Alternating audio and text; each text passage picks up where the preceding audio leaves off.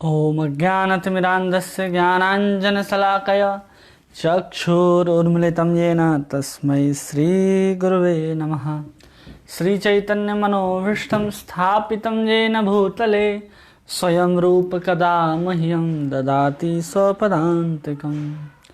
वन्देऽहं श्रीगुरोः श्रीयुतपदकमलं श्रीगुरून् वैष्णवांश्च श्रीरूपं साग्रजातं सहगना रघुनाथान्वितं तं सजीवं साद्वैतं सावधूतं परिजनसहितं कृष्णचैतन्यदेवं श्रीराधा कृष्णपादान् सहगना ललिता श्रीविशाखान्वितांश्च। हे कृष्ण करुणा सिंधु दीनबंधु जगतपते गोपेश गोपिकाकांत राधाकांत नमोस्तुते। तप्त कांचन गौरांगी राधे वृंदावनेश्वरी वृषभानुसुते देवी प्रणमामि हरिप्रिये। वाञ्छाकल्पतरुभ्यश्च कृपा सिन्धुभ्येव च पतितानां पावनेभ्यो वैष्णवेभ्यो नमो नमः। जय श्री कृष्ण चैतन्य प्रभु नित्यानंद श्री अद्वैत गदाधर श्रीवास आदि गौर भक्तवृंद। हरे कृष्ण कृष्ण कृष्ण हरे हरे, हरे राम राम राम हरे हरे। नमः ओं विष्णु पादाय कृष्ण पृष्ठाय भूतले श्रीमते भक्तिवेदांत स्वामिन् इति नामिने। नमस्ते सरस्वती देवी गौरवाणी प्रचारिणे निर्विशेष शून्यवादी पाश्चात्य देशतारिणे। गुरुवे गौरचंद्राय राधिकाय तदालय कृष्णाय कृष्ण भक्ताय तद्भक्ताय नमो नमः। हरे कृष्णा। आप सबका पुनः इस भगवत गीता कोर्स में बहुत बहुत स्वागत है, जिसमें हम लोग भगवान की अद्भुत वाणी, जिसको वहाँ कुरुक्षेत्र में खड़े हुए 18 अक्षौणी सेना केवल खड़े होकर के देख पा रहे थे कि भगवान कृष्ण के सुंदर मुख से वो जो अमृत की जो धारा प्रवाह, जो शब्द बरस रहे हैं अमृत के समान, उसको सुन नहीं पा रहे हैं, सिर्फ देख पा रहे हैं कि अर्जुन कुछ प्रश्न पूछ रहा है और भगवान उसको उत्तर दे रहे हैं। भीष्म पितामह सोचते थे खड़े खड़े कि एक बार पवन का झोंका अगर उधर से पड़े, उधर से अगर मेरी तरफ आ जाए तो भगवान कृष्ण अर्जुन को क्या बोल रहे हैं वो अगर एक बार मेरे कान में पड़ जाए तो मैं अपने आप को बहुत धन्य धन्य समझूंगा, कृत्य कृत्य समझूंगा। उसी शब्द को, उसी वाणी को हम लोग अध्ययन करने का हम लोगों को मौका मिला है। उस अध्ययन करने के मौके में हम लोग भगवान कृष्ण के बताए गए जो योग हैं, क्योंकि गीता को क्या कहा जाता है, गीता एक योग शास्त्र है। गीता क्या है? योग शास्त्र है, जिसमें हम योग के माध्यम से हम कृष्ण से जुड़ते हैं। कृष्ण से जुड़ते हैं किसके माध्यम से? योग। योग का अर्थ होता है जुड़ना, योग का अर्थ होता ही है जुड़ना। तो गीता हमें अपने साथ, भगवान कृष्ण अपने से जुड़ने का एक मार्ग बताते हैं, इसलिए गीता को योग शास्त्र भी कहते हैं, जिसमें भगवान कर्म योग बताते हैं, फिर ज्ञान योग बताते हैं, फिर अभी ध्यान योग या इसको अष्टांग योग भी कहते हैं, तो इसको भगवान बताएंगे, और फिर भक्ति योग को भी भगवान बताएंगे। तो ये सब योग हैं जिसके माध्यम से हम किससे जुड़ते हैं? कृष्ण से जुड़ते हैं। तो कृष्ण ने हमें अपने से जोड़ने का जो मार्ग है उसको भगवान ने हमें गीता के माध्यम से बताया है। तो हम लोगों ने कर्म योग को देख लिया, उसके ज्ञान को भी समझ गए। अब हम लोग ध्यान योग में आते हैं। ये ध्यान योग क्या है, इस ज्ञान योग की चर्चा भगवान आगे भी करेंगे, लेकिन ज्ञान के साथ जो कर्म किया जाता है उसको भगवान ने कर्म योग और ज्ञान योग कह करके हम लोगों को बताया है। अब हम लोग देखने वाले हैं ध्यान योग, जिसको अष्टांग योग भी कहते हैं, या फिर इसको आत्म संयम योग कहते हैं। क्या कहते हैं इसको? आत्म संयम योग। यह अध्याय 6 कहा जाता है इसको। ये गीता के अंतर्गत आने वाला अध्याय 6, जिसको कहते हैं आत्म संयम योग, या फिर इसको ध्यान योग भी कहते हैं। ध्यान योग, ध्यान योग, जिसके अंतर्गत भगवान बताएंगे आत्म संयम। किसको संयम करना है? और संयम के माध्यम से हमको योग करना है। तो उसी को यहाँ पर कई लोग आचार्य लिखते हैं, जैसे प्रभुपाद जी ने इस अध्याय का नाम दिया ध्यान योग। इसी तरह इस अध्याय का नाम विश्वनाथ चक्रवर्ती ठाकुर देते अष्टांग योग, और आदि शंकराचार्य ने इस अध्याय का नाम दिया है आत्म संयम योग। तो ये इस अध्याय का नाम है। और इस अध्याय को अगर हमको समझना है तो इस अध्याय को हम लोग 5 हिस्सों में बांट सकते हैं। इस अध्याय में कुल मिलाकर के 47 श्लोक हैं। तो 1 से 9 तक के श्लोकों में हम लोग देखेंगे कि जो योगारूढ़ हैं और जो योग रुरुक्षु हैं, मतलब एक साधक अवस्था में है और एक सिद्ध अवस्था में है, तो हम लोग उसको देखेंगे। 1 से 9 के श्लोकों में हम लोग देखेंगे योग रुरुक्षु व योगारूढ़।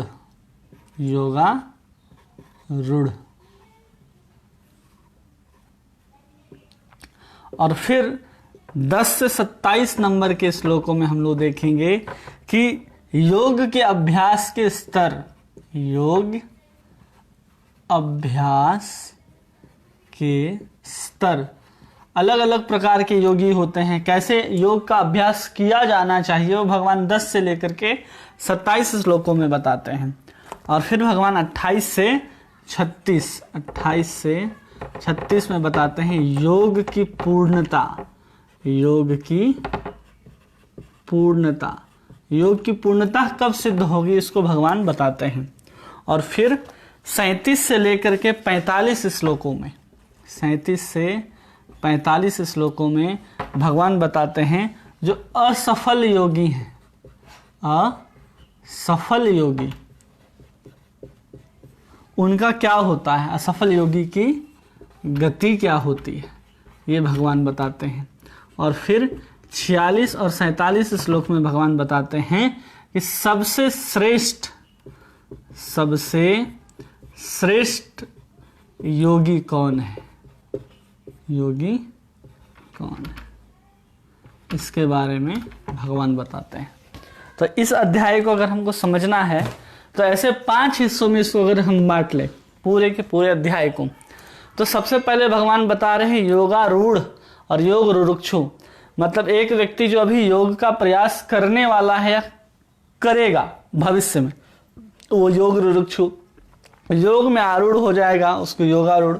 और फिर उस योग आरूढ़ होने के लिए किन किन अभ्यासों की आवश्यकता है, कहाँ कैसे उसको अपने ध्यान को केंद्रित करना है, कैसे वो ध्यान लगा सकता है, उस ध्यान के बारे में भगवान 10 से 27 श्लोकों में बताते हैं, जो 17 श्लोक हैं। और फिर 28 से 36 योग की पूर्णता क्या होगी, कब समझेंगे कि हम उसको आत्म साक्षात्कार हो गया है, वो कृष्ण को पूर्णता जान गया है। फिर आती है 34 से 45 श्लोक, जिसमें भगवान बताते हैं कि जो असफल हो जाएगा योगी। अर्जुन प्रश्न पूछता है कि हर व्यक्ति तो नहीं है जो ब्रह्म साक्षात्कार तक पहुंच पाए, कुछ लोग ऐसे भी होंगे जो इस स्तर तक नहीं पहुंचेंगे, तो असफल योगी हैं, उनका क्या होगा, उसको भगवान समझाते हैं बीच में। फिर 2 श्लोकों में, आखिरी 2 श्लोकों में इन सब में से सबसे श्रेष्ठ योगी कौन है, इसको 2 श्लोकों में भगवान बता करके इस पूरे के पूरे ध्यान योग और कर्म योग या कर्म मिश्र भक्ति 1 से 6 अध्याय के सेक्शन को पूरा करते हैं। तो हम लोग देखना शुरू करते हैं पहला श्लोक से, जिसमें भगवान ध्यान योग के अंतर्गत या आत्म संयम योग के अंतर्गत पहले श्लोक में क्या कहते हैं। श्री भगवान उवाच अनाश्रितः कर्म फलम कार्यम कर्म करोति यः स सन्यासी च योगी च न निराग्नि च क्रिया। क्या कह रहे हैं इसमें, जो पुरुष अपने कर्म फल के प्रति अनासक्त है और वह अपने कर्तव्य का पालन करता है, वह सन्यासी और असली योगी है। वह नहीं जो न तो अग्नि जलाता है और न कर्म करता है। भगवान क्या कह रहे हैं, जो अपने कर्म के फलों के प्रति क्या है, अनासक्त है। सबसे पहले बात कर रहे हैं भगवान अनासक्ति की। किसके प्रति, तो कर्म फल के प्रति अनासक्त है। किसके प्रति अनासक्त है, तो कर्म फल के प्रति अनासक्त होता है।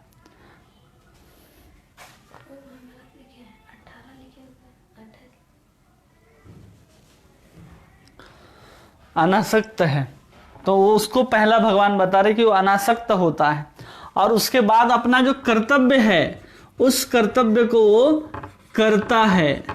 ऐसा नहीं है कि वो कर्तव्य को छोड़ देता है।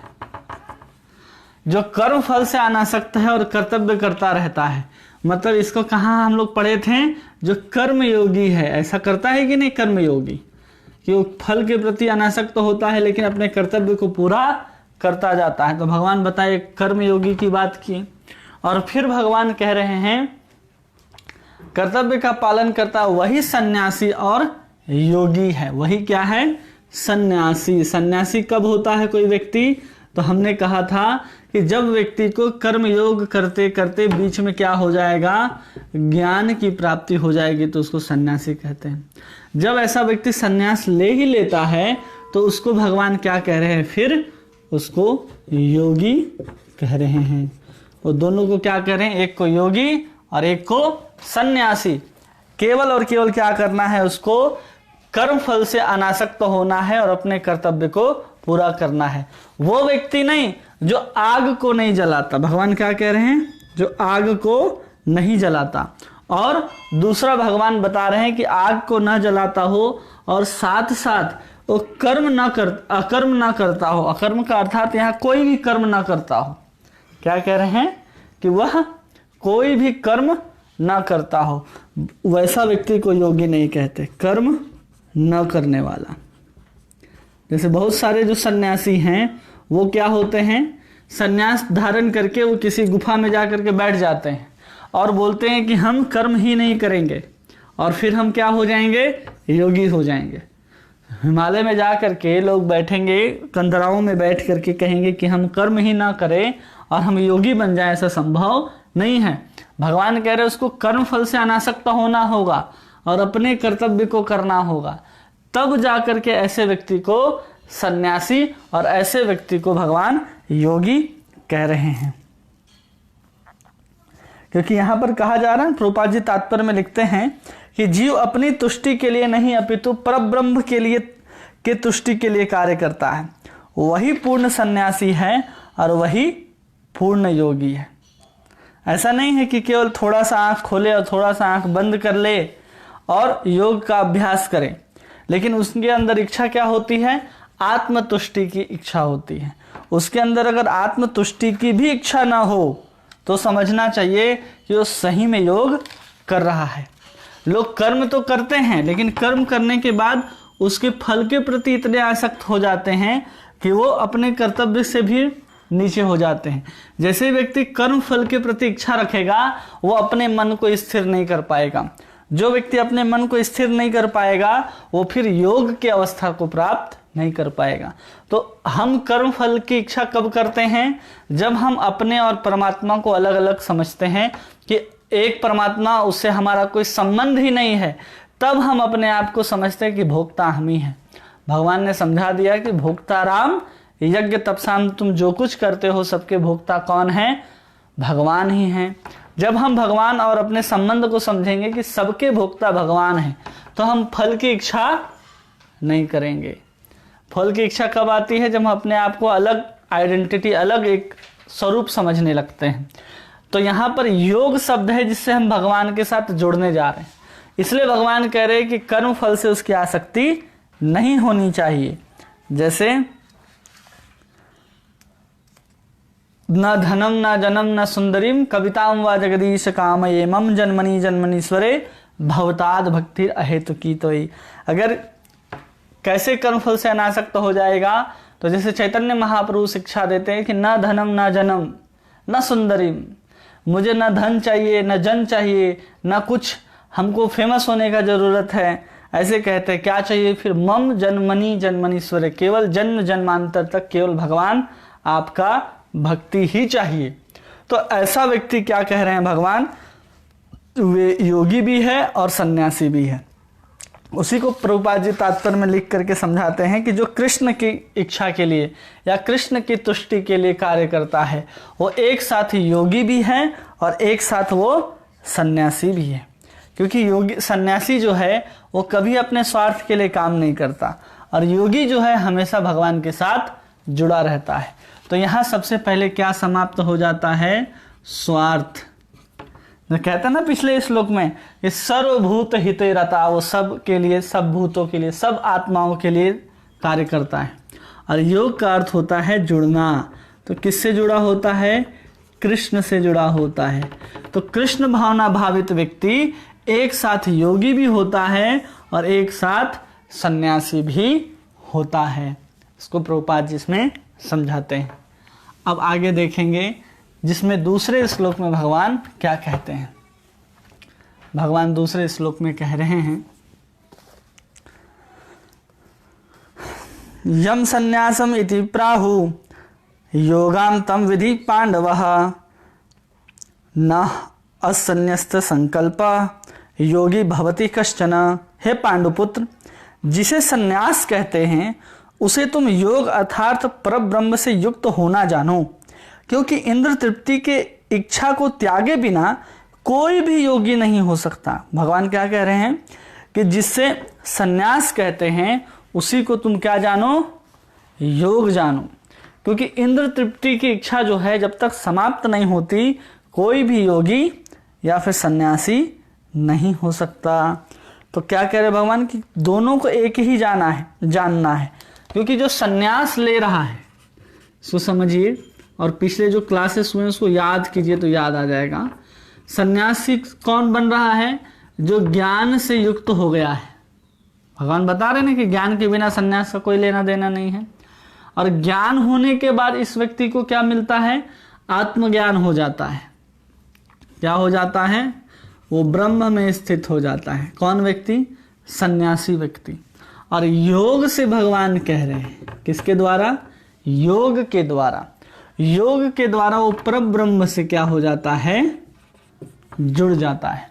जब वो दोनों से जुड़ जाता है तो उसको कह रहे हैं कि दोनों बिना विषय के भोग को त्यागे योगी नहीं हो सकता।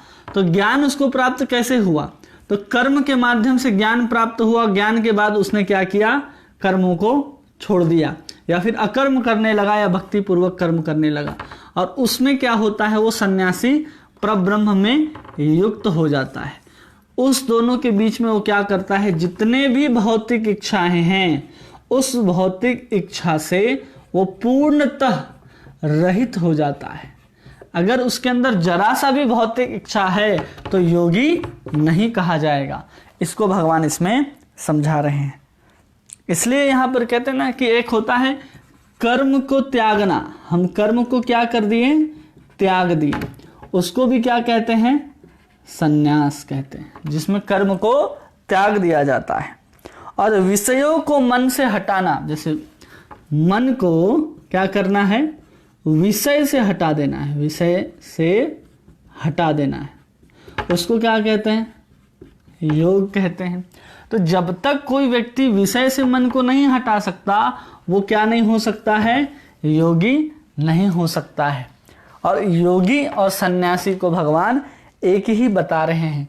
क्योंकि सन्यास का भी लक्ष्य क्या होता है कि एक सन्यास लिया हो व्यक्ति एक कंदरा में जाकर के चुपचाप अपने आत्मा को, अपने मन को नियंत्रित करके परब्रह्म में अपने मन को स्थापित कर देता है। और जब एक योगी की बात हो रही है तो अपने मन को संयम करेगा और फिर जाकर के वो अपने मन को परमात्मा में लगाएगा। तो पिछले अध्याय से अगर हम लोग समझते हैं इस चीज को, भगवान ऐसा क्यों कह रहे हैं, तो समझ में आएगा कि जब तक हमको आत्मज्ञान नहीं होगा, आत्मज्ञान होने के बाद हम उसके तद अनुरूप कर्म नहीं करेंगे। और कर्म करने के बाद फिर क्या होगी? जो हमारा भौतिक कल्मश है उससे हम शुद्ध हो जाएंगे। शुद्ध के बाद क्या होगा?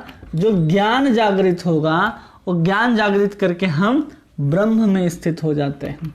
और ब्रह्म में स्थित हुआ मन क्या होता है? शांत होता है। और जो मन शांत होता है वही आखिरी में क्या कर सकता है? ध्यान। भगवान कहते हैं ना दूसरे अध्याय में, व्यवसायात्मिका बुद्धि समाधौ न विधीयते। तो ये सबको भगवान बता रहे हैं किसके उद्देश्य से, इस ध्यान के उद्देश्य से, कि अंत में किसका ध्यान करना है, तो परमात्मा का। इस परमात्मा के ध्यान के विषय में भगवान बात करते हुए ये सब वाक्यों को दोहरा रहे हैं, बता रहे हैं कि मन को क्या करना पड़ेगा, विषयों से हटाना होगा, तब जा करके योग होगा। क्योंकि ये प्रक्रिया भगवान शुरू से बताते आए हैं। तो ये सब को यहाँ पर भगवान बता रहे हैं कि जो अगर भौतिक इच्छा से रहित नहीं है वो कभी भी योगी नहीं हो सकता, क्योंकि उसका भौतिक इच्छा क्या करेगा, उसके मन को हमेशा भोग की तरफ ले जाएगा, योग के तरफ नहीं। तो वैसा व्यक्ति कभी भी योगी बनने का अधिकारी नहीं है। और इसमें प्रभुपाद जी तात्पर्य में बताते हैं कि व्यक्ति को क्या करना चाहिए, पहले अपने स्वाभाविक स्थिति को, अपने स्वभाव को समझना चाहिए और फिर कर्म करना चाहिए। जैसे हर व्यक्ति बोलेगा कि हम सीधा ध्यान लगाने के लिए बैठ जाएंगे। जैसे आज के समय में बड़े बड़े शहर हैं और उस शहर के बीच में चारों तरफ गाड़ी, मोटर, फैक्ट्री, सबका आवाज है, और उसके बीच में लगाया गया है एक शिविर या एक सेंटर खोला गया जिसको ध्यान केंद्र बोलते हैं, और लोग चाहते हैं कि हम वहां जाकर के अपने ध्यान को लगाएं। न उसका स्वभाव सही है, वो ध्यान लगाने के योग्य है, अगर स्वभाव सही है तो स्थान सही नहीं है। इसलिए हमको समझना चाहिए कि हमारा स्वभाव क्या है। और जब तक व्यक्ति अपने स्वार्थ का त्याग नहीं करता इस योग मार्ग में, तब तक ज्ञान और योग दोनों व्यर्थ है।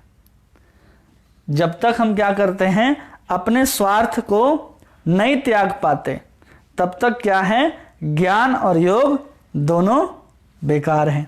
और कृष्ण भावना भावित व्यक्ति तो हम पहले ही बता दिए कि एक साथ क्या होता है, ज्ञानी भी होता है और एक साथ वो सन्यासी भी होता है। तो इसी बात को यहाँ प्रभुपाद जी लिखते हैं। श्लोक संख्या 3, जिसमें भगवान योग आरूढ़ और योग रुरुक्ष की बात करते हैं कि कैसा योगी बन सकता है, कौन योगी है, सन्यासी और योगी में अंतर नहीं है। और उसके बाद कह दिए कि जो विषय इच्छाओं से रहित है वही योगी बन सकता है। अब इंटर लेने से पहले भगवान का ये गेट समझ लीजिए, बैरियर था।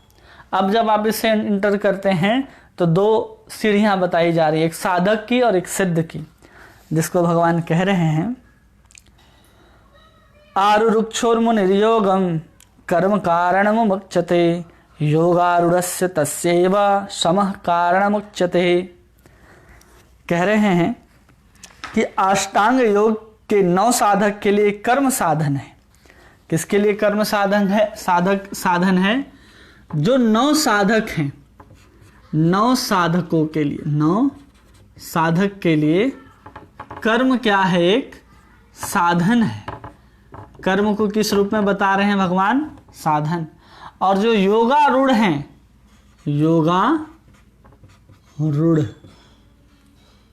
योगारूढ़ हैं, उनके लिए क्या है? कर्म का त्याग क्या है? साधन है। यहां एक व्यक्ति को कर्म करने के लिए कहा जा रहा है और दूसरे को कर्म छोड़ने के लिए कहा जा रहा है। और यहाँ पर जिस तरह के कर्म को छोड़ने के बाद कहा जा रहा है वो भौतिक कर्म है। कौन से कर्म है? वो सब भौतिक कर्म है, उसको छोड़ने की बात कही जा रही है। तो 9 साधक का क्या मतलब होता है? जिसने अभी तक योग की शुरुआत नहीं की है लेकिन वो करना चाहता है। तो योग की शुरुआत हम लोग देख रहे हैं कहाँ से होता है? तो कर्म योग से ही योग का शुरुआत होता है। हम कर्म योग ही वो पहली सीढ़ी है। कर्म योग क्या है? वो पहली सीढ़ी है। उसमें व्यक्ति प्रवेश करता है तो उसमें कर्म ही उसका साधन होगा। इसलिए अर्जुन को कहा जा रहा है कि तुम युद्ध को छोड़ करके जाओ मत, और इसलिए उसको कर्म में भगवान लगा रहे हैं। और उसी कर्म को कह रहे हैं भगवान कि जो योग 9 साधक है, इसी 9 साधक को कहते हैं योगा रुरुक्षु। इसका अर्थ होता है 9 साधक जो अभी योग के मार्ग में आया है, कदम ही रखा है पहला सीढ़ी में, लेकिन अभी तक ऊपर नहीं गया है। जैसे समझिए कि हम किसी ट्रेन से जा रहे हैं, ठीक है, जब हम ट्रेन में बैठे होते हैं तो ट्रेन में क्या होता है, सीढ़ियाँ होती हैं। क्या होती हैं, सीढ़ियाँ। अब उस सीढ़ी में जो व्यक्ति है, ट्रेन के अंदर नहीं गया है, व्यक्ति कहाँ है, सीढ़ी में, तो समझिए योग रुरुक्षु है। जैसे ही वो पूर्णतः ट्रेन के भीतर सीढ़ी के माध्यम से प्रवेश कर जाएगा तो उसको कहते हैं योगारूढ़। जैसे ट्रेन के ऊपर आरूढ़ होना, बैठना, सवार होना, उसको कहा जाता है ट्रेनारूढ़ कहेंगे, रेलारूढ़ कहेंगे। लेकिन जो योग में अवस्थित हो जाता है, योग मतलब कृष्ण से जुड़ने का जो साधन है, उसमें जो आरूढ़ हो जाता है उसको कहते हैं योगारूढ़। लेकिन जो उसकी शुरुआत करता है उसको कहते हैं कर्मयोगी। उसका साधन क्या होगा, कर्म ही साधन होगा। और जो योगारूढ़ हो गया है वो कर्म का त्याग कर देगा, भौतिक कर्मों का। क्यों? क्योंकि भौतिक कर्म जो है उसमें एक शब्द आता है एवं। इस श्लोक में एक शब्द है एवं। तस्य एवं समः कारण मुच्यते। इसका अर्थ होता है कि वो कारण जो योगारूढ़ व्यक्ति है उसके लिए कर्म क्या बनता है, विक्षेप का कारण बनता है। वो विक्षेप के कारण जो योगारूढ़ व्यक्ति है, जो योग में आरूढ़ हो चुका है, कुछ आगे बढ़ चुका है, वो क्या करता है, उस कर्म का भी त्याग कर देता है।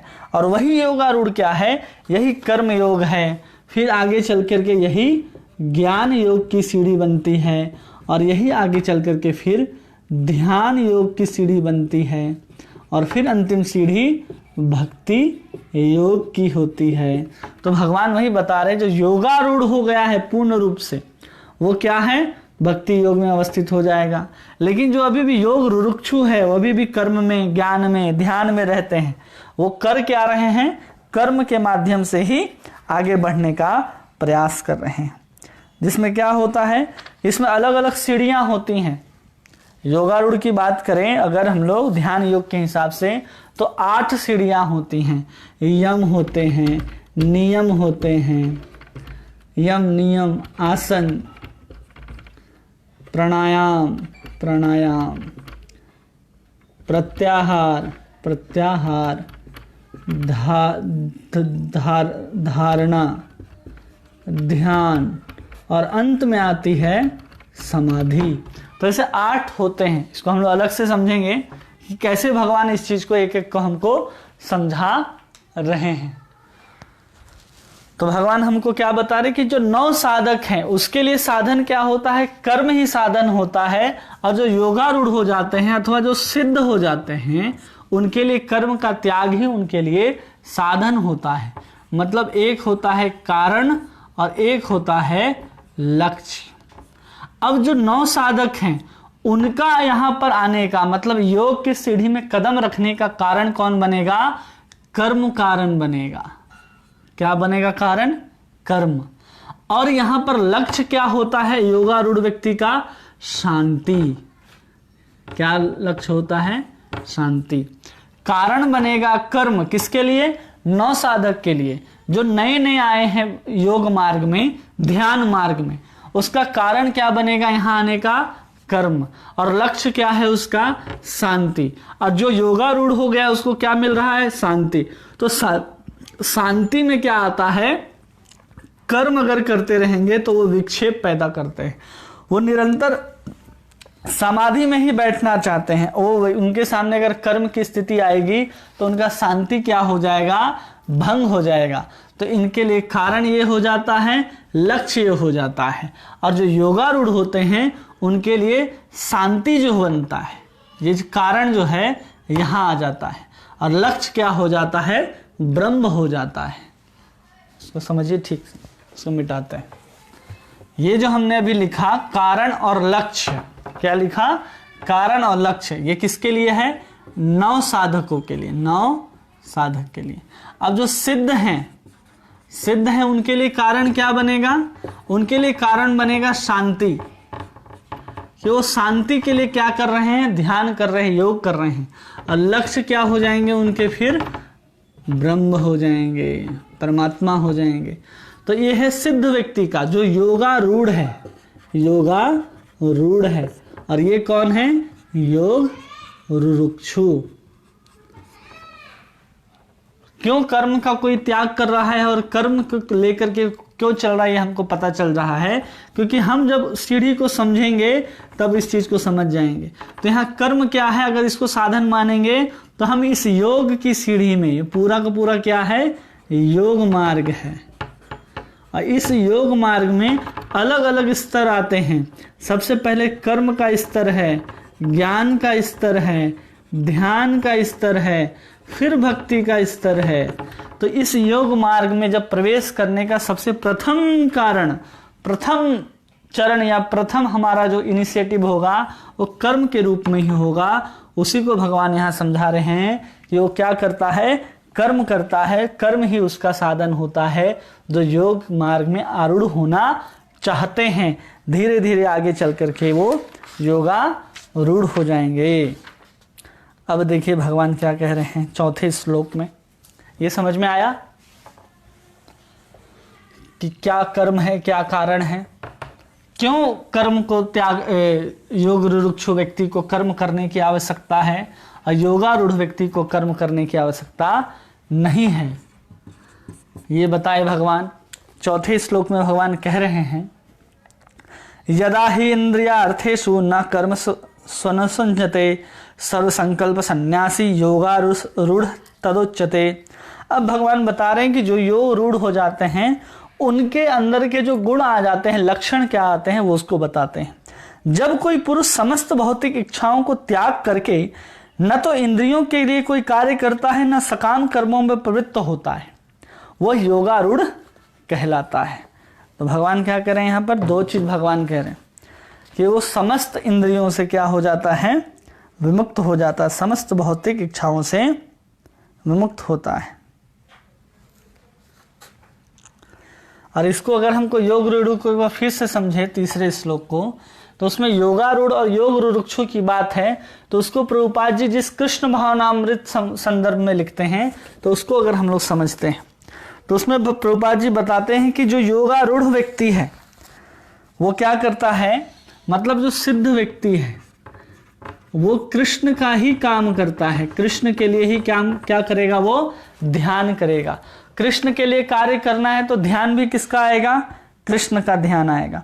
अब जब कृष्ण के ध्यान में और निरंतर उसका चिंतन लगा रहता है तो स्वतः ही उसके जो भौतिक प्रयास हैं, क्या प्रयास हैं, भौतिक प्रयास, वो धीरे धीरे समाप्त हो जाते हैं अपने आप, बिना उसको पता लगे। कौन व्यक्ति, तो जो कृष्ण भावना भावित है, जो कृष्ण भावना भावित है, वो व्यक्ति क्या करेगा, जब कृष्ण का क्या कर रहा है, वो ध्यान कर रहा है, कृष्ण की सेवा के लिए चिंतन कर रहा है, कैसे कृष्ण को हम प्रसन्न कर सकते हैं, कैसे हम उनको और अच्छा सेवा कर सकते हैं, ऐसा निरंतर जिसका चिंतन लगा हुआ है, उसके अपने आप क्या होता है, भौतिक प्रयास या भौतिक कर्म जो हैं उसके समाप्त हो जाते हैं। तो ऐसे कृष्ण भावना भावित व्यक्ति भी क्या हो जाता है, योगारूढ़ कहलाता है, योगारूढ़ कहलाता है। और जो अभी अभी योगारूढ़ नहीं हुआ है वो कैसे योगारूढ़ होगा, तो केवल और केवल संग के कारण। किसके संग के कारण, तो जो भक्त के संग होंगे उसके कारण वो कृष्ण भावना भावित होगा और धीरे धीरे वो भी कहाँ पहुंच जाएगा, योगारूढ़ की स्थिति में पहुंच जाएगा। कृष्ण सेवा में स्वतः ही भौतिक प्रयास समाप्त हो जाते हैं। इसलिए प्रारंभिक अवस्था हो सकता है योग रुक्षु, और अंतिम अवस्था क्या है, योग में आरूढ़ होना। मतलब पहले जैसे साइकिल चलाते हैं हम लोग देखें, जो बचपन में हम लोग साइकिल सीखते थे तो साइकिल के साथ हम लोग कुछ दूर दौड़ करके चलते थे, साइकिल के ऊपर चढ़ नहीं जाते थे, साइकिल के साथ हम लोग कुछ दूर चलते थे और उसके कुछ दूर चलने के बाद हम लोग उछल करके साइकिल के ऊपर चढ़ जाते थे। तो साइकिल के साथ चलना ही योग रुक्षु है और फिर उसके ऊपर सवार हो जाना ही क्या है, योगारूढ़ है। तो वही जो पहला सीढ़ी है इसमें योग रुक्षु का, वो कर्म है। और फिर दौड़ना नहीं पड़ता, साइकिल के साथ अपने आप चलता है तो अपने आप क्या हुआ, उसका भौतिक प्रयास या कर्म छूट गया। इसी को कहते हैं योग रुक्षु या योग आरूढ़ होना। तो चौथा श्लोक में भगवान क्या कह रहे थे, इसको हम लोग देखते हैं। तो चौथा श्लोक में भगवान लक्षण बता रहे थे ऐसे व्यक्ति का जो योगारूढ़ हो गया है, उसके रक्षण में भगवान कहते हैं कि जो समस्त इच्छाओं का त्याग कर देता है, भौतिक इच्छाओं का त्याग है उसका, भौतिक इच्छा का त्याग। और उसके बाद क्या है उसके पास, न कोई कर्म में आसक्ति है, वो कर्म में आसक्त नहीं रहता। जैसे कभी कभी लोगों का होता है ना कि कर्म करने में भी आसक्ति होता है, मतलब कोई लोग होते हैं फल नहीं चाहिए उनको, वो तो हैं कर्म योगी, लेकिन कर्म योगी होने के बाद वो कर्म में बहुत आसक्त हो जाते हैं कि नहीं हमको ये भी करना है। जैसे कभी कभी हमारे भक्त लोग क्या करते हैं, 6 दिन 5 दिन लगातार मंदिर में आकर के सेवा करेंगे और एक दिन कहेंगे थोड़ा हम घर से हो करके आते हैं। क्यों? क्योंकि वो भक्ति का कर्म कर करके उनको थोड़ा उस अवस्था में ना होने के कारण उनको लगता है कि हमको क्या करना चाहिए, थोड़ा सा कर्म करना चाहिए। जो साधारण जो कर्म होते हैं संसार के, तो उसको करने के लिए वो व्यक्ति क्या करता है, घर में चला जाता है। तो वहाँ कहा जा रहा है कि पहले तो भौतिक इच्छा ना हो और कर्म करने के ऊपर भी उसकी आसक्ति ना हो।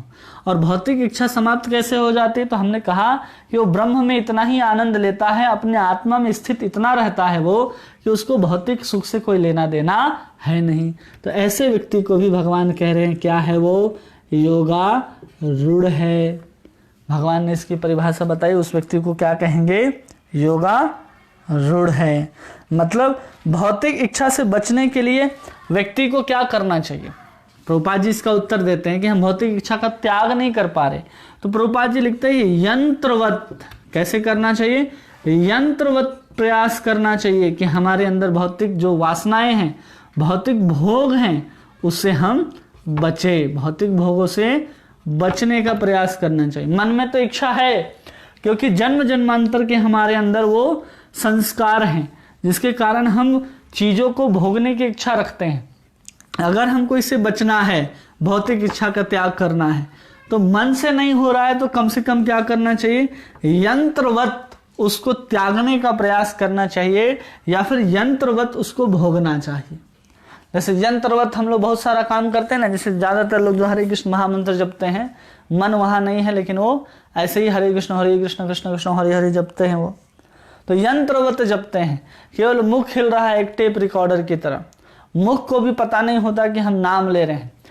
लाभ तो मिलेगा क्योंकि नाम की इतनी असीम महिमा है कि हम नाम कैसे भी ले हमारा उद्धार निश्चित है। तो वैसे ही कहा जा रहा है कि हम यंत्रवत अगर भौतिक भोग भोगेंगे तो हम इसको त्याग सकते हैं, और फिर या फिर इसको त्यागने का ही यंत्रवत हमको क्या करना है, प्रयास करना है, जिससे हम भौतिक इच्छा को त्याग सकते हैं। और फिर आगे देखते हैं 5वें श्लोक में भगवान क्या कह रहे हैं। श्लोक संख्या 5।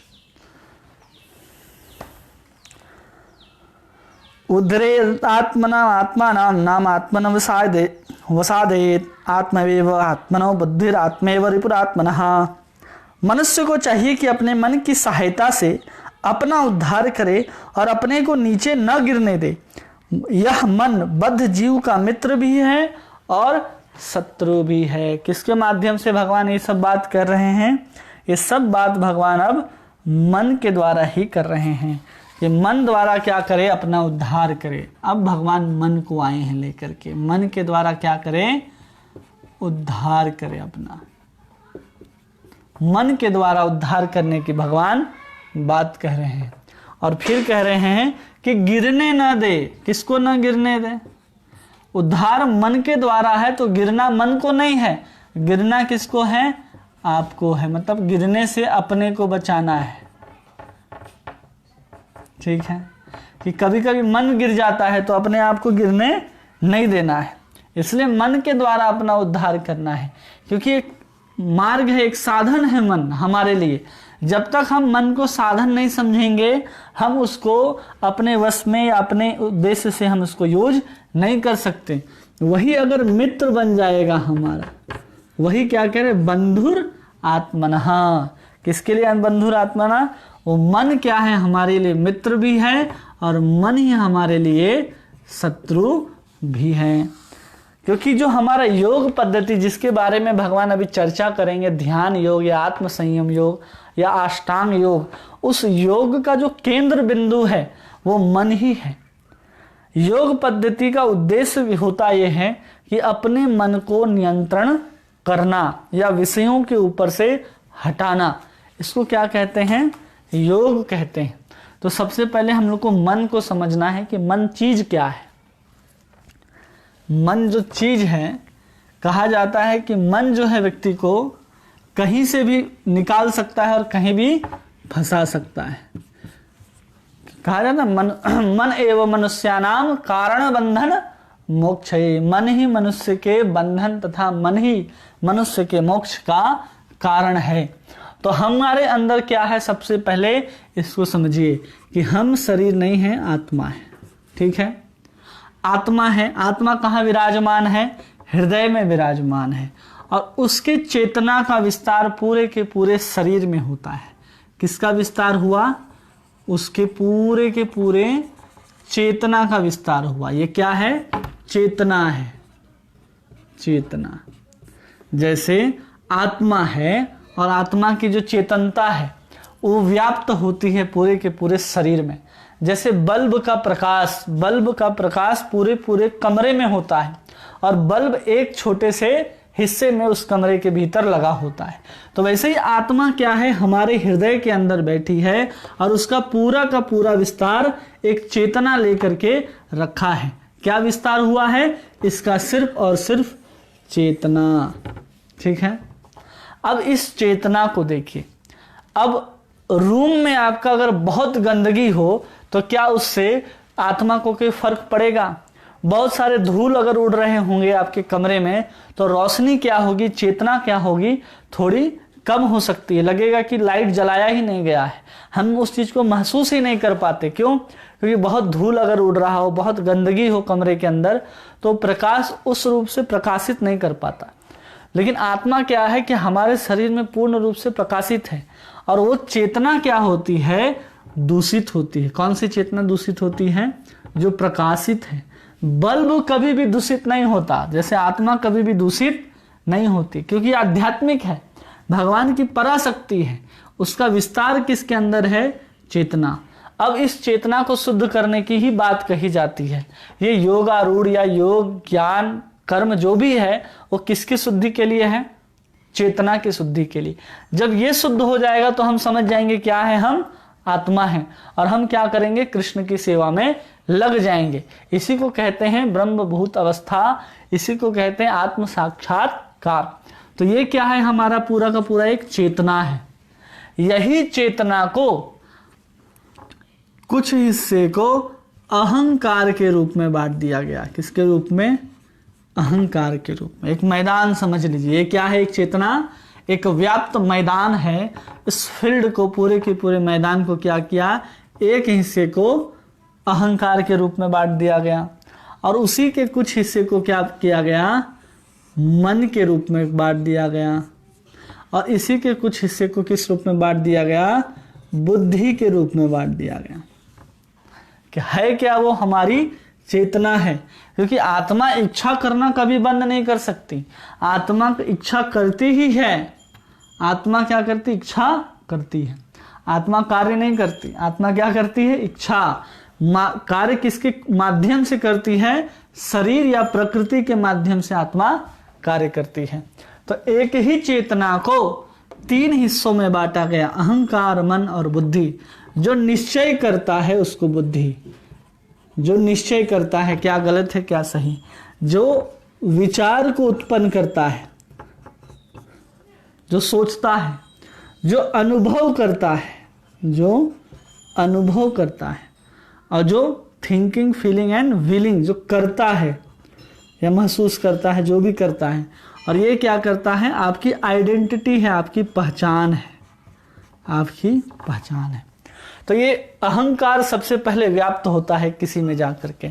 जैसे ये चेतना अगर कुत्ते के शरीर में जाएगी तो ये अहंकार वाला जो हिस्सा है वो क्या बोलेगा? कि हम कुत्ता हैं। वो गधे के शरीर में जाएगी तो यही अहंकार अपना पहचान बनाएगा किसके साथ? कि हम गधे हैं, बनाएगा। उसी तरह ये अहंकार काम करता है। और ये मन जो है इसके अंदर विचार आते हैं। इनके अंदर विचार कहाँ से आते हैं? इसके अंदर विचार आते हैं जो हम करोड़ों जन्म के जो संस्कार हैं उस संस्कार को लेकर के यहाँ तक पहुँचे हैं। तो पूरा का पूरा संस्कार जो है ये चेतना है ना, इस चेतना में जा करके छप जाता है। कहाँ छपता है ये सब? चेतना में। और ये चेतना को बना ढक देता है पूरी तरह से। अब इसी विचार के अनुसार हम अपने आप को सोच रहे हैं और इसी अलग अलग कर्म है, अलग अलग अनुभव है हमारे पास। हमने सब कुछ करके देखा है, हो करके रहा है। इसलिए जब देखिए संसार में कलयुग है, अभी जो समय चल रहा है वो कलयुग है।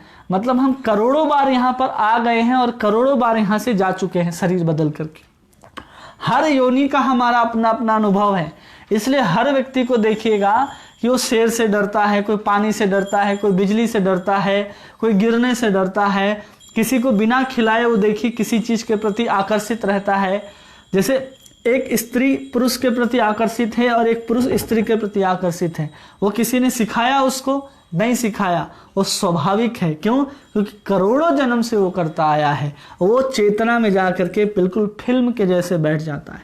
और जो यहाँ पर बैठा रहता है वही क्या होता है, उसके मन में विचार के रूप में आता है। इस चेतना को अब समझिए एक समुद्र के जैसे, पूरा का पूरा एक समुद्र है और उसमें जो लहरें उठ रही हैं, क्या उठ रही हैं?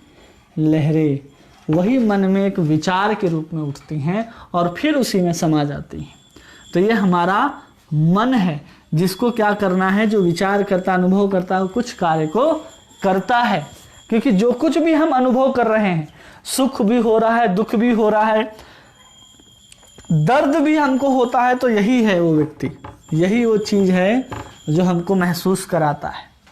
चाहे हमारे शरीर में कहीं भी कुछ हो रहा हो, सुख दुख, कांटा भी चुभता है तो उस कांटे की चुभन को कोई महसूस करता है आपके किसी भी शरीर के हिस्से में, तो चेतना के माध्यम से मन ही महसूस करता है। तो ये मन है, जो मन के अंदर जो अहंकार है, पहचान है अभी हमारी कि हम क्या हैं, ये हमारा अहंकार है कि हम आदमी हैं, गधे हैं, कुत्ते हैं। इस अहंकार को कहते हैं मिथ्या अहंकार। जब हम अपने आप को आत्मा समझ लेंगे तो हम समझेंगे कि हम सही अहंकार में, सात्विक अहंकार में। अगर हम अपने आप को आत्मा समझें तो क्या हो गया हमारा, वो मिथ्या अहंकार से निकल करके सात्विक अहंकार। और जब हम आत्मा हो करके, आत्मा समझ करके अपने आप को समझें कि हम कृष्ण के दास हैं, तो समझना चाहिए कि ये क्या हो गया, निर्गुण अहंकार। तो हमको सात्विक अहंकार में अटक के नहीं रह जाना है कि हम शरीर नहीं है, आत्मा है। हम आत्मा हैं लेकिन हम किसके दास हैं? कृष्ण के दास हैं। तब हम तीनों गुणों के पार जा सकते हैं। तो ये खेल है मन का। और भगवान कह रहे हैं कि इसके माध्यम से तुमको क्या करना है, जीतना है। क्योंकि यही मन जो है हमको अलग अलग चीज़ दिखाता रहता है। क्या दिखाता है? यही हमें पिक्चर दिखाता है। यही सोचता है कि ऐसा करोगे तो वैसा होगा, ऐसा करोगे तो वैसा होगा। ये है मन, म और न। इसको अगर हम मनन समझते हैं, म से मनन, और यही मनन क्या बनता है बाद में, नमन। मतलब कि अगर हमको कृष्ण को अपने वश में लाना है, मन को अपने वश में लाना है, तो क्या करना पड़ेगा, कृष्ण का मनन करना पड़ेगा और कृष्ण को ही नमन करना पड़ेगा। क्योंकि कृष्ण का ही नाम जो है वो मन को क्या कर सकता है, नियंत्रित कर सकता है। और इसी के माध्यम से यहाँ भगवान कह रहे हैं कि अपना उद्धार करना है। किसका उद्धार करना है? अपना। मतलब कि अब मन जो बोलता है हम उस कार्य को करते हैं। मन जो बोलता है हम उस कार्य को करते हैं। तो मन को समझिए क्या है, एक सीढ़ी के समान। मन क्या है, एक सीढ़ी के समान है। ये एक छत है, समझ लीजिए, और इसके ऊपर आपको चढ़ना है। और मन है, ये सीढ़ी क्या है, आपका मन है, और इसके ऊपर आपको चढ़ना है। तो उसके लिए मन को क्या करना पड़ेगा, उठाना पड़ेगा। जैसे सीढ़ी कहीं भी किसी कोने में रखा होता है, हम उसको क्या करते हैं, जहां लगाना है वहां पर उस सीढ़ी को लगाते हैं और फिर उसके ऊपर चढ़ते हैं। तो वैसे ही मन क्या है, हमारा एक सीढ़ी के समान है। हमको क्या करना है, अपने लक्ष्य में, मतलब हमारा जो योग आरूढ़ है या हम जिसमें अपने ध्यान को केंद्रित करना चाहते हैं, चाहे कृष्ण का भी नाम लेना चाहते हैं, तो हमको क्या करना पड़ेगा, अपने मन को अपने वश में करना पड़ेगा। बिना मन को वश में किए हुए हम मन को साधन ही बना सकते हैं। हम लोग क्या करते हैं, मन को जहां है वहां पड़ा रहने दो। तो नाम जब हम लेते हैं तो उससे क्या होता है, जैसे सांप फुफकार मार के उठता है ना, सोए हुए सांप को जगा दो तो मन जो है, विषयी आदमी का मन, वो सांप की तरह उठता है और तुरंत बोलता है किधर माला जप रहे, हटाओ उसको, नया नया चीज दिखाना शुरू करता है। क्योंकि मन आपको बाहर से नहीं डस सकता सांप की तरह, मन आपको अंदर से डसना शुरू करता है। वो अलग से अलग अलग प्रलोभन दिखाना शुरू करता है, अलग अलग तर्क देना शुरू करता है, मन कैसा मत करो। तो मन एक सीढ़ी के समान भी है और एक सांप के समान भी है। यही मन एक छोटे बच्चे के समान भी है। और यही मन जो है कैसा है, तो कहा जाता है कि एक बंदर होता है। क्या होता है, बंदर। अब उस बंदर को क्या हुआ, शराब पिला दिया गया। अब शराब पिलाने के बाद उसको एक बिच्छू ने डंक मार दिया और उसके बाद उसको किसी भूत ने पकड़ लिया हो। अब इस स्थिति में हमारा मन रहता है। किस स्थिति में, इस स्थिति में कि पहले शराब पिला दिया है, फिर डंक मार दिया है, फिर उसके अंदर भूत भी घुस गया है। ऐसा तो आजकल के हम मनुष्यों का क्या है, ये मन है। क्योंकि हम क्या हैं, विषयी व्यक्ति हैं। बंदर क्या करता है, हमेशा विषय को भोगता है, कामी होता है। और शराब है मतलब नशा है। किसका नशा है, कि हम भोगने के लिए ही हैं, हमारा अधिकार है भोगना, उस मद में रहता है। तो शराब उसके अहंकार को बढ़ा देता है। तो उसी तरह हमारे अहंकार को बढ़ाया है शराब। हमारा अहंकार ही हमारा शराब है। और ये मन जो है ना, हमेशा हमको डंक मारता रहता है। क्या करता रहता है, डंक मारता रहता है। और ये भूत है, ये भूत हमारा बुद्धि है। भूत लग गया तो बुद्धि जो बोलेगा वही करेगा मन। तो बेचारा को भूत लगा है, डंक मारा हुआ है, ऊपर शराब पिया है। तो हमारा मन, बुद्धि, अहंकार जो है, हम बंदर को हमें ऐसे ही नचाता रहता है। इस स्थिति में हमारा मन है।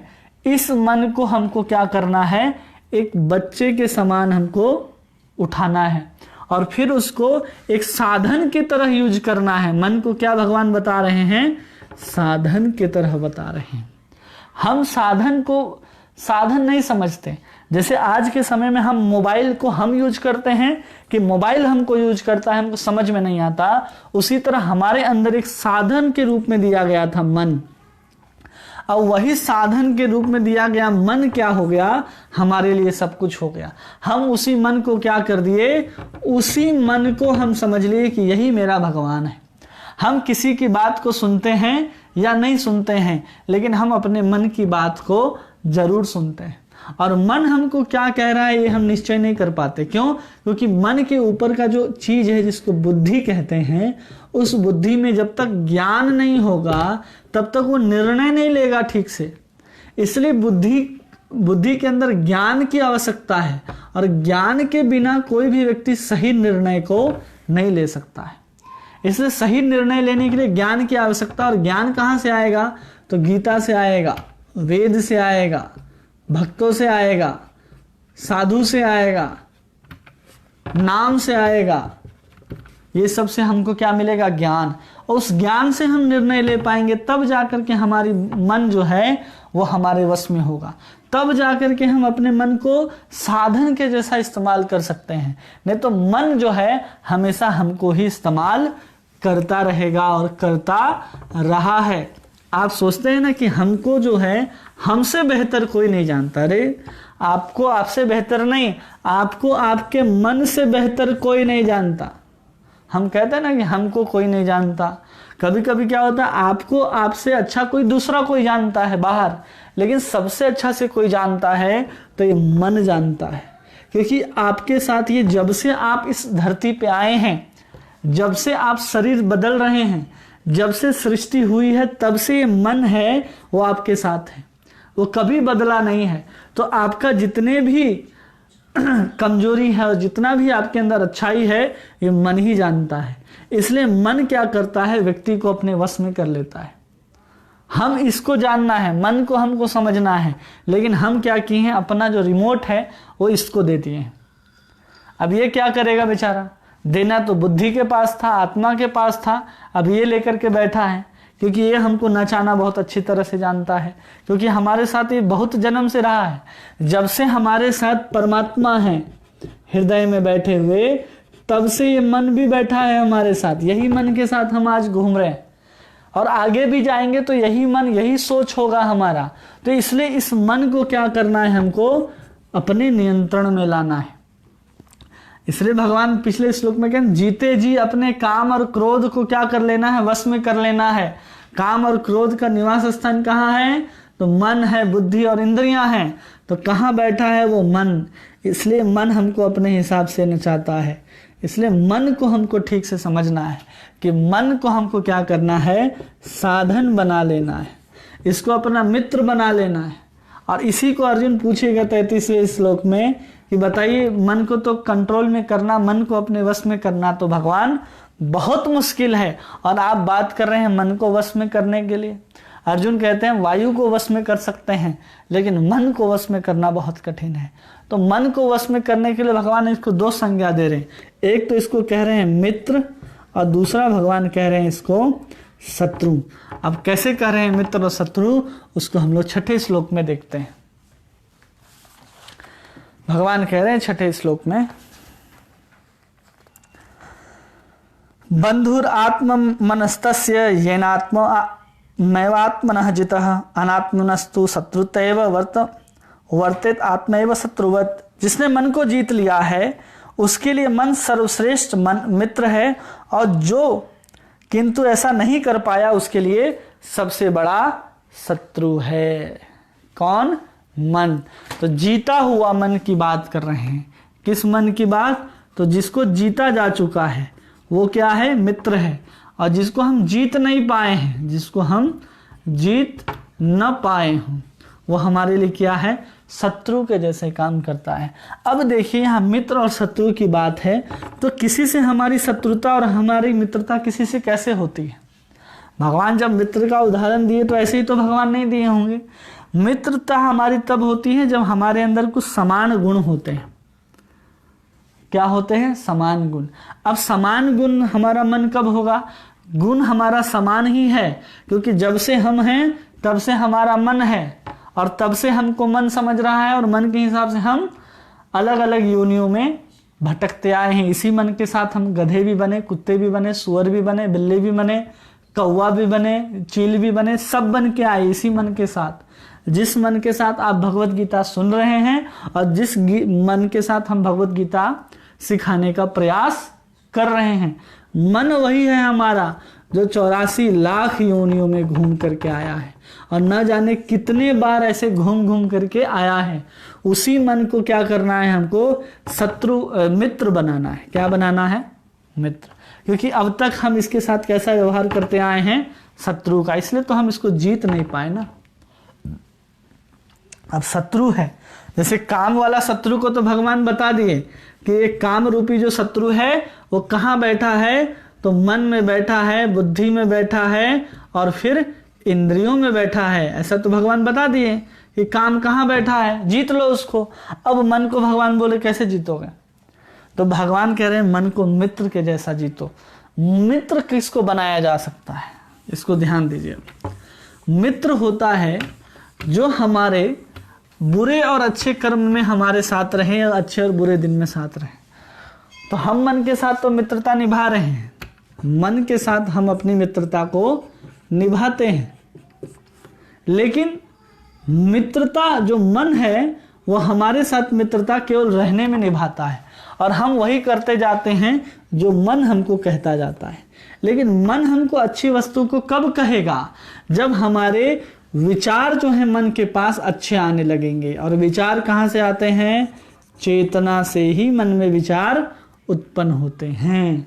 तो हमें क्या करना है, चेतना को शुद्ध करने का प्रयास करना है।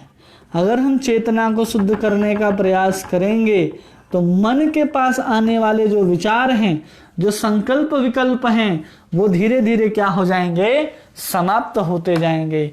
उसी को भगवान चैतन्य महाप्रभु कहते हैं, केवल और केवल हरि नाम के माध्यम से हम अपने उस चित्त को, उस चेतना को क्या कर सकते हैं, शुद्ध कर सकते हैं। और जैसे जैसे हम उसको शुद्ध करते जाएंगे हमारा मन उतने वश में होते जाएगा। और इसी को भगवान हम लोग हरि नाम से कह रहे हैं। और पिछले अध्यायों में भगवान इसी को, चित्त को जो शुद्धि की बात हो रही थी, उसको भगवान निष्काम कर्म योग से करा रहे थे, निष्काम कर्म से करा रहे थे। इससे क्या होगा, चित्त शुद्ध होगा और इससे क्या बढ़ेगा हमारे पास, ज्ञान। ज्ञान किसके पास आएगा, बुद्धि के पास। और बुद्धि मन से ऊपर होता है। जब बुद्धि मन से ऊपर होता है तो हम क्या कर सकते हैं, इसको नियंत्रण कर सकते हैं। क्योंकि मन के पास कुछ गुण होने चाहिए, तो जब हम मित्र बनाने जा रहे हैं मन को, तो हमारे पास भी तो कुछ गुण होने चाहिए। आप कैसे मित्र बना लीजिएगा उसको, मन को अपना मित्र बनाना है, किसको भेजिएगा आप, इंद्रियों से मन को तो अप्रोच नहीं कर सकते हैं। आप हाँ और ना कर सकते इंद्रियों के द्वारा, गुलाब जामुन खाना है नहीं खाना है, इंद्रियों को रोकेंगे, लेकिन उसमें भी अनुमति देने वाला कौन होगा, मन होगा कि छोड़ो जाने दो। उसके पास आप पहुंचेंगे किसके माध्यम से, बुद्धि के माध्यम से। तो आपके पास क्या होना चाहिए, अगर हम किसी से मित्रता करने जा रहे हैं तो गुण जो है वो मिलना चाहिए कि हाँ उसका जो स्वभाव है या उसको समझने वाला होना चाहिए। तो ज्ञान ही वो चीज है जो बुद्धि को वो ज्ञान देगा, और उसी ज्ञान के माध्यम से हम मन को क्या कर सकते हैं, अपना मित्र बना सकते हैं। इसलिए हमको कर्म करने की आवश्यकता होती है।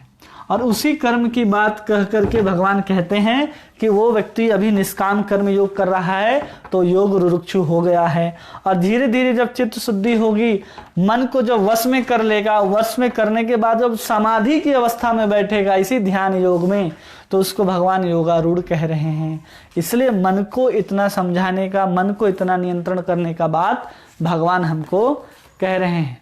नहीं तो भगवान को मन को नियंत्रण करने की क्या आवश्यकता है, केवल भगवान का नाम लेने से ही हमारा काम चल जाएगा।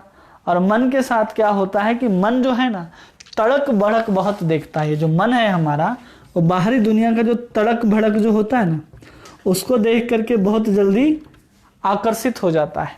अब उसको भी रोकना है तो हमारे बुद्धि को ही लगाना पड़ेगा, या इस मन को ऐसा कुछ देना पड़ेगा बच्चा समझ करके। जैसे बच्चों को खिलौने में उलझा करके माताएं अपने काम को कर लेती हैं, उसी तरह इसको भी कुछ ऐसा काम देना होगा जिसमें इसको लगा करके रखें।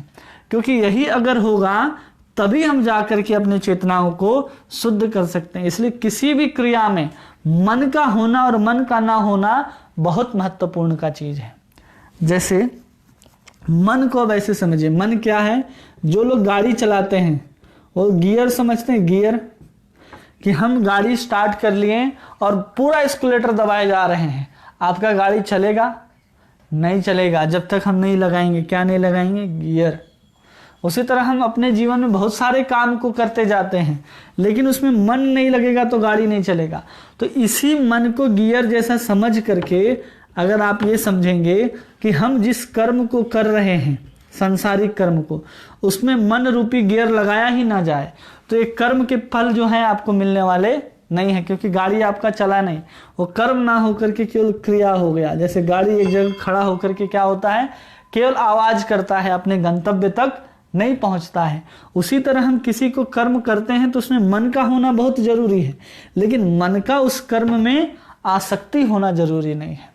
लेकिन जब हम किसी चीज को करना चाहते हैं तो मन वहां पर एक गियर के रूप में काम करता है। जब हम हरे कृष्ण महामंत्र भी जप रहे हैं तो समझना चाहिए कि हम केवल जप ही रहे हैं या कहीं पहुंच भी रहे हैं। तो जब उसमें मन लगेगा तब जाकर के हमारी गाड़ी धीरे धीरे आगे बढ़ेगी। जितना ज्यादा मन लगेगा उतने स्पीड में गाड़ी चलेगी। मतलब गाड़ी 1 नंबर से सीधा 4 और 5 नंबर में पहुंचती है। तो उन लोगों का जो हरि नाम है, उन लोगों का जो योग है, ध्यान है, वो हमसे कई ज्यादा तीव्रता से काम करता है और बहुत जल्दी अपने गंतव्य, अपने लक्ष्य को प्राप्त कर लेते हैं। तो वो मन है, इसीलिए इसको कहा जा रहा है कि योग का जो केंद्र बिंदु मन है। चाहे आप कुछ भी क्रिया कर रहे हो, संसार का क्रिया हो, भक्ति का क्रिया हो, मन बहुत आवश्यक है। और कर्म योग में भी मन का बहुत बड़ा योगदान है। क्योंकि कर्म योग कैसे करेंगे? आसक्ति किसको होती? मन को होती है। बुद्धि आसक्त नहीं होता, बुद्धि में एक बैठ जाता है कि ऐसा होना चाहिए। बुद्धि नहीं होता कि हमको किसके साथ काम करने में अच्छा लगता है, तो हमको कभी कभी उनके साथ रहते रहते अच्छा लगने लगता है। काम तो हम किसी के साथ भी कर सकते हैं, लेकिन उसके प्रति हमारे अंदर क्या बैठ जाता है कि हम इसके साथ कर सकते हैं। तो उस तरह का जो भावना बुद्धि के अंदर बैठता है, तो मन के ऊपर जो आसक्ति है, वही आसक्ति थोड़ी बुद्धि के ऊपर आ जाती है। बुद्धि भी ऐसा सोच करके काम करने लगता है। तो ऐसे ही व्यक्ति जो तड़क भड़क में व्यक्ति फंसता है, मन को क्या देखना अच्छा लगता है? तड़क भड़क और संसार ही देखना मन को अच्छा लगता है। इसलिए भगवान कह रहे हैं कि मन को क्या करो? मित्र बनाओ। मित्र बनाने के लिए क्या बनाना पड़ेगा? जब हम किसी को अप्रोच करने जाएंगे तो बुद्धि होना चाहिए ना अपने पास। बिना बुद्धि का हम अप्रोच नहीं कर सकते। कुछ गुलाब का फूल भी होना चाहिए, कुछ अच्छे गुण भी होने चाहिए कि हम मन को अपने बस में रखें। तो उसके लिए हम क्या रखेंगे? या तो ज्ञान हो, या तो आपके पास अनुभव हो। बिना ज्ञान और बिना अनुभव के हम मन को वश में नहीं कर सकते। ज्ञान हो या फिर अनुभव हो। केवल अनुभव से कई लोग मन को वश में कर लेते हैं। अरे हमको पूरा विश्वास है कि ये चीज ऐसा ही होता है। कैसे बोलते हैं ऐसे लोग? अनुभव से। और जो ज्ञानी होते हैं वो ज्ञान से बोलते हैं कि हमने पढ़ा है ऐसा, हम ऐसा समझते हैं, तो अपने ज्ञान के माध्यम से अपने मन को वश में कर लेते हैं। इसलिए दोनों होना आवश्यक है। इसलिए ज्ञान इसमें श्रेष्ठ है। अनुभव क्या कर सकता है? मन आपको आपके अनुभव को ही खराब कर सकता है। मन बोलेगा नहीं, ऐसा नहीं होता। आपके अनुभव कभी भी गलत हो सकते हैं, लेकिन ज्ञान के बाद आया हुआ अनुभव कभी भी आपको धोखा नहीं देता है। आगे श्लोक संख्या 7, जिसमें भगवान कह रहे जितात्मनः प्रशांतस्य परमात्मा समाहितः शीतोष्ण सुख दुखेषु तथा मान अपमानयो। जिसने मन को जीत लिया उसने पहले ही परमात्मा को प्राप्त कर लिया है, क्योंकि जिसने शांति प्राप्त कर ली है, ऐसे पुरुष के लिए सुख दुख सर्दी गर्मी मान अपमान सब एक हैं। भगवान कह रहे हैं यहाँ पर 7वें श्लोक में कि जित आत्मा प्रशांतस्य, और फिर कह रहे हैं परमात्मा समाहितः। तो यहाँ पर प्रभुपाद जी ने ट्रांसलेट किया है इसको कि जिसने मन को जीत लिया। किसको जीता? मन को। वो किसको प्राप्त कर लिया? परमात्मा को प्राप्त कर लिया। अब इसको हम लोग समझेंगे कि वहां जो परमात्मा समाहित है शब्द है, उसके लिए आचार्य हमारे बताते हैं कि जो परम जो शब्द लग रहा है, परमात्मा में जो परम है, वो अतिशयोक्ति में लगाया जा रहा है। क्या किस में लगाया जा रहा है? अतिशयोक्ति में। और जो आत्म शब्द कहा जा रहा है, आत्म समाहिता मतलब कहाँ अवस्थित रहता है? अपने आत्मा में ही समाधिस्थ रहता है। मतलब मन को जीत लिया है तो निश्चित है कि अपने जीवन का परमात्मा को प्राप्त करने का उसने 50% काम को कर लिया। जिसने मन को जीत लिया वो समझना चाहिए कि 50% काम को कर लिया। अब जो 50% काम करेगा उसका जो रफ्तार होगा, जो उसका चाल होगा वो बहुत अधिक होगा, और तब जाकर के वो परमात्मा को प्राप्त कर लेगा। तो यही कह रहे हैं यहाँ पर कि जो समस्त द्वंद्व से मुक्त है, मतलब ठंडा गर्मी मान अपमान इन सब से क्या है? वो मुक्त है। और उसके बाद जीता हुआ मन है उसके पास। जैसे भगवान ने कहा ना कि मन को क्या करना है? जीत लिया है। वो व्यक्ति क्या रहता है? हमेशा आत्म परमात्मा समाहित मतलब होता है, विश्वनाथ चक्रवर्ती ठाकुर लिखते हैं समाधिस्थ। वो क्या रहता है? व्यक्ति समाधिस्थ में रहता है, हमेशा समाधि में ही रहता है। अब देखिए 8वें श्लोक में और ये भी कह सकते हैं कि जिसने मन को जीत लिया उसने परमात्मा को प्राप्त कर ही लिया, लेकिन मन उसके लिए परमात्मा में लगना भी चाहिए। लगाए, लगना नहीं चाहिए, लगाए, क्योंकि मन को तो उसने जीत लिया ना, जिधर चाहे उधर उसको लगा सकता है। ज्ञान विज्ञान तृप्तात्मा कुटस्थो विजित इंद्रिया युक्त उच्यते योगी समलोष्टन कांचनः। वह व्यक्ति आत्म साक्षात्कार को प्राप्त तथा योगी कहलाता है जो अपने अर्जित ज्ञान तथा अनुभूति से पूर्णतया संतुष्ट है। वह व्यक्ति अध्यात्म को प्राप्त तथा जितेंद्रिय कहलाता है। वह सभी वस्तुओं को, चाहे वह कंकड़ हो, पत्थर हो या सोना हो, एक समान देखता है। किसकी बात कर रहे हैं? तो ज्ञान और विज्ञान तृप्तात्मा। विज्ञान से क्या है? वो तृप्त आत्मा है, तृप्त आत्मा, उस व्यक्ति की बात हो रही है। उसके बाद कुटस्थो विजित इंद्रिया, तो जिसकी हम बात कर रहे हैं ज्ञान और विज्ञान की, तो जिसने अर्जित ज्ञान है, उसके पास कौन से ज्ञान है? उसने अपने ज्ञान को अर्जित किया है, और अर्जित करने के बाद वो क्या कर रहा है? उसका अनुभव भी किया है। विज्ञान से तृप्त मतलब, प्रभुपाद जी लिखते हैं, विज्ञान मतलब एक अर्जित ज्ञान, और विज्ञान मतलब उसको अनुभूति भी हो उस ज्ञान का। वैसा व्यक्ति क्या होता है? तृप्त होता है। और वैसा व्यक्ति जब तृप्त होता है तब जाकर के वो व्यक्ति क्या करता है? सोने और पत्थर में भेद नहीं करता है, और वो व्यक्ति क्या कहलाता है? योगी कहलाता है। क्योंकि उसने सत्य का अनुभूति जब तक व्यक्ति ना किया हो, जब तक व्यक्ति सत्य का अनुभूति नहीं किया हो, सत्य का अनुभव जब तक ना हो, तब तक उसका जो ज्ञान है वो कोई काम का नहीं है।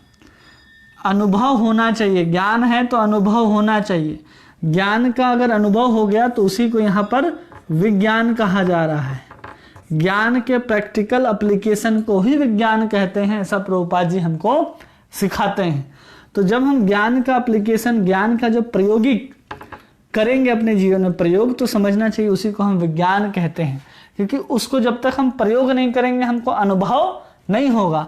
और जिसने उस चीज को अनुभव कर लिया, उस ज्ञान को, तो समझ लिया उसने सत्य को अनुभव कर लिया, मतलब उसका ज्ञान जो है बेकार नहीं है। तो उसी को कहा जा रहा है ज्ञान विज्ञान तृप्त आत्मा। ज्ञान और विज्ञान अपरोक्ष रूप से काम करते हैं, परोक्ष नहीं है, अपरोक्ष। मतलब जिसके कारण चित्त आकांक्षा से रहित हो जाता है उसको ज्ञान कहते हैं। जिसके कारण जो चित्त है वो क्या हो रहा है? तृप्त होने के कारण। ज्ञान का है, ज्ञान से हमको क्या हो गया? अनुभव। अनुभव होने के कारण हम क्या हो गए? अब तृप्त हो गए, कि हमको पता चल गया कि क्या है और क्या नहीं है। और तब जाकर के वो अंत काल तक जो विकार मुक्त रहता है। कब तक? अंत काल तक जो विकार मुक्त रहा हो उसी को कहते हैं कूटस्थ। वहां एक शब्द आया ना, कुटस्थ, मतलब अंत काल तक जो विकार मुक्त रहा हो उसी को कहते हैं कुटस्थ विजित इंद्रियः। वही बहुत काल तक, अंत समय तक विकार शून्य होकर अपने स्वरूप में स्थित रहता है कि हम कौन हैं?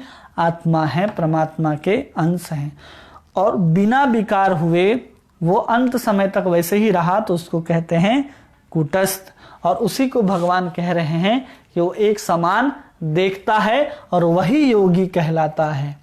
अब योगी के लक्षण बता दिए कि उसने क्या किया हो? मन को जीता हो, मन को जीतने के बाद ज्ञान अर्जित किया हो, उस ज्ञान का अनुभव हो, उस अनुभव में वो क्या हो? तृप्त भी हो। और तृप्त होने के बाद वो क्या कर रहा हो? बिना विकार आए हुए अंत समय तक अपने आत्म स्थिति में स्थित रहता है। उस व्यक्ति को यहाँ पर योगी कहा जा रहा है। कौन सा योगी? ध्यान योगी या अष्टांग योगी। आगे देखिए भगवान क्या कहते हैं 9वें श्लोक में, श्लोक संख्या 9।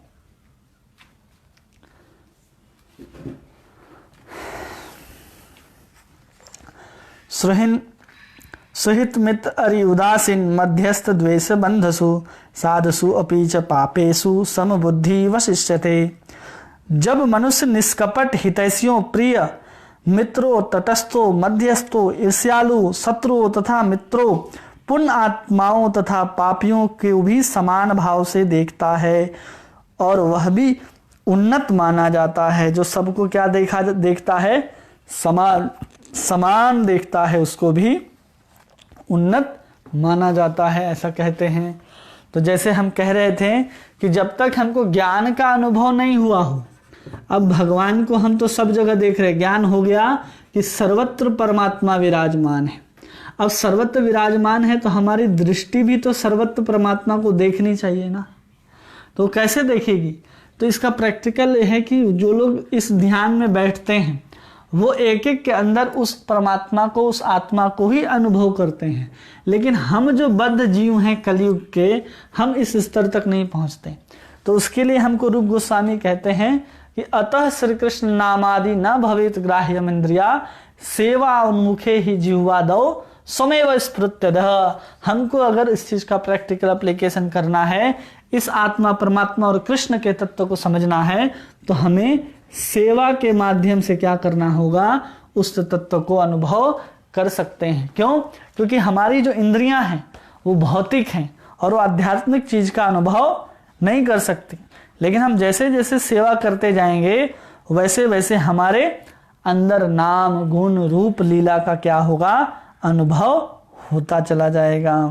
क्योंकि विशुद्ध चेतना वाले व्यक्ति सानिध्य का सौभाग्य जब प्राप्त होता है तभी जाकर के हम इस भक्त को या इस ज्ञान को समझ पाते हैं। लेकिन केवल और केवल जो शिक्षा है, आज के समय में जो शिक्षा दिया जा रहा है हमको, वो क्या है, केवल विरोधाभासों द्वारा हमको मोहित और भ्रमित किया जा रहा है। आज का ज्ञान हमको किस लिए दिया जाता है? आज का जो भौतिक ज्ञान जो हम लोग शिक्षण संस्थाओं में जा करके, तथाकथित शिक्षण संस्थाओं में जा करके अर्जित करते हैं बहुत सारे रुपयों पैसों को दे करके, वो हमको सिर्फ और सिर्फ मोहित करता है। और गीता का ज्ञान जो है, जो आपको बिल्कुल और बिल्कुल मुफ्त मिलता है, जो आपको मोह नहीं करता है, बांधता नहीं है, बल्कि इस सब से मुक्त करके आपको शांति का और आनंद का अनुभव कराता है, उसको लोग सुनने के लिए कितने लोग आते हैं? बहुत कम लोग आते हैं। ये है कलयुग का समय, जिसमें ज्ञान भी अगर मिल रहा है, वास्तविक ज्ञान, तो उसको लेने के लिए लोग बहुत कम आते हैं। क्यों आते हैं कम? क्योंकि उनका जो मन है ना, वो मलिन हो गया है। किस लिए? तो केवल भोग के द्वारा। और जो आज की शिक्षा है वो यही हमको सिखाती है कि आप कितना अच्छा किसी चीज को भोग सकते हैं। और हम सबको यही सिखाया जा रहा है आजकल के शिक्षण संस्थाओं में कि आप जितना ज्यादा इंद्रिय सुख ले सकते हो, आप उतने श्रेष्ठ हो। मतलब हमको सिखाया जाता है आध्यात्मिक शिक्षा में कि आहार निद्रा भय और मैथुन, ये अगर जानवरों के पास भी और हमारे पास भी है, हम बस क्या करते हैं, अपने लिविंग ऑफ स्टैंडर्ड को बढ़ाने के लिए शिक्षा ग्रहण करते हैं। किस लिए शिक्षा ग्रहण करते हैं? अपने लिविंग ऑफ स्टैंडर्ड को ऊंचा करने के लिए। मतलब एक जानवर जो है वो नाली का भी पानी पीता है, तालाब का भी पानी पीता है। हम अपने लिविंग ऑफ स्टैंडर्ड को ऊंचा करके हम क्या पीते हैं? शीशे के गिलास में पानी पीते हैं, फ्रिज से निकाल के पानी पीते हैं। बस इतना ही अंतर है। जानवर कच्चा खाता है, हम लिविंग ऑफ स्टैंडर्ड हाई हमारा, हम पका करके खाते हैं, थोड़ा उसमें लाल पीला हरा दिखे तो उसमें हम अलग अलग चीज डाल करके हम उसको खाते हैं। भय, अब वो उसके पास नाखून ही है बेचारे के पास, गुर्रा सकता है, भौंक सकता है, काट सकता है। हमने क्या कर लिए, बड़े बड़े हथियार बना लिए, उसके लिए हमने आदमी रख लिए गार्ड कि हमको कुछ ना हो। क्यों? हमारा शिक्षा ऊंचा है, हमारा लिविंग ऑफ स्टैंडर्ड ऊंचा है। कर क्या रहे हैं? वही जो जानवर करता है, मैथुन। जानवर भी क्या करते हैं? सड़क पे ही शुरू हो जाते हैं या फिर कहीं भी शुरू हो जाते हैं। और हम कहाँ करते हैं उसको? बंद कमरों में। आलीशान बिल्डिंग होते हैं, उस बंद कमरों के अंदर भी हम वही काम को कर रहे हैं। ये आज का आधुनिक शिक्षा हमको सिखाता है कि बने रहो जानवर, लेकिन जानवर के काम को भी थोड़ा आदमी के जैसे करो। उसको प्रभुपाद जी बोलते थे कि एक टाई कोट पैंट पहना हुआ एक अंग्रेजी बोलने वाला गधा, वो क्या कर रहा है? टेबल में बैठ करके खा रहा है हम जानवर ही, बस डाइनिंग टेबल में लगा करके हम उस चीज को ग्रहण कर रहे हैं। उसी को प्रभुपाद जी बोलते हैं कि शिक्षा जब तक हमारे पास महत्वपूर्ण नहीं होगा, शिक्षा ही हमको, शिक्षा मतलब ज्ञान समझ लो इसको, ज्ञान, भौतिक ज्ञान को शिक्षा कहा जा रहा है। तो हम जो ज्ञान की बात कर रहे हैं ये तो हमको सिर्फ और सिर्फ गीता से मिलेगा, भागवत से मिलेगा, रामायण से मिलेगा, वेद से मिलेगा, क्योंकि वेद का अर्थ ही है ज्ञान। अब इसको छोड़ करके हम लोग तथाकथित जो राइटर हैं कि इसका लिखा हुआ बुक पढ़ लो, इसका आर.एस. अग्रवाल, एच.सी. वर्मा, ये वो क्या देगा हमको, सिर्फ और सिर्फ कैसे भोग सकते हैं, कैसे और कैसे तुम अच्छे जानवर बन सकते हो, यही हमको आज का शिक्षा सिखा रहा है। और उसके बाद हम कहते हैं इतने सारे भोग भोगने के बाद कि हमारा मन हमारे बस में नहीं है, कि बताइए हम अपने मन को कैसे वश में कर सकते हैं। कभी हमारा मन वश में होने वाला नहीं है। और इसी को मन में वश करने के लिए आजकल क्या चला है, माइंडफुलनेस, ऐसा आजकल चलता है कि ऐसा कुछ बताइए कि क्या हो जाए, हमारा मन शांत हो जाए, मन एनलाइटमेंट महसूस करे। कहाँ से करेगा, आपकी शिक्षा गलत है, आपके आचार व्यवहार सब कुछ आज के समय में आधुनिक शिक्षा ने बिगाड़ रखा है। इसलिए हमारे यहाँ क्या खोला गया, गुरुकुल। हम पहले गुरुकुल में पढ़ाए जाते थे सब कुछ, अब स्कूल हैं। और हम लोगों ने क्या किया, फिर से उसी गुरुकुल को स्थापित किया है भक्ति वेदांत विद्या भवन के नाम से, जहाँ छोटे छोटे बच्चे मुफ्त में शिक्षा को प्राप्त करते हैं। उसके लिए कोई फीस भी नहीं लगती है, केवल और केवल उनको सही शिक्षा, उनके मन को वश में करने के लिए, ताकि वो धीरे धीरे योग मार्ग में चल सके, भक्ति के मार्ग में आ सके, लोगों को कृष्ण भावनामृत सिखा सकें, लोगों को भगवान का नाम लेना सिखा सकें। सिर्फ और सिर्फ इसलिए भगवान ने ये पूरी की पूरी गीता कही है, और उसी के उद्देश्य से हम और आप इस गीता को पढ़ रहे हैं और सुन करके समझने का प्रयास कर रहे हैं। तो कल हम लोग देखेंगे आगे के श्लोक 10 से 27, 47 श्लोक हैं। तो जहाँ तक हम लोग कर पाएँ वहाँ तक हम लोग इसको करने का प्रयास करेंगे। आप सभी का बहुत बहुत धन्यवाद। हरे कृष्णा।